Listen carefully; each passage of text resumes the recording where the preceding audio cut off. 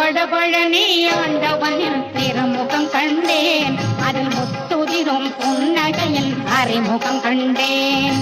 வடபழனி ஆண்டவனின் திருமுகம் கண்டேன், அதில் முத்துதிரும் புன்னகையின் அறிமுகம் கண்டேன்.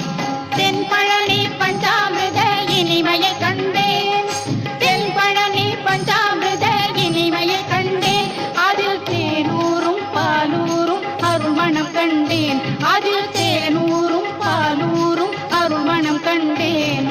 வடபழனி ஆண்டவனின் திருமுகம் கண்டேன், அதில் முத்துதிரும் புன்னகையின் அறிமுகம் கண்டேன்.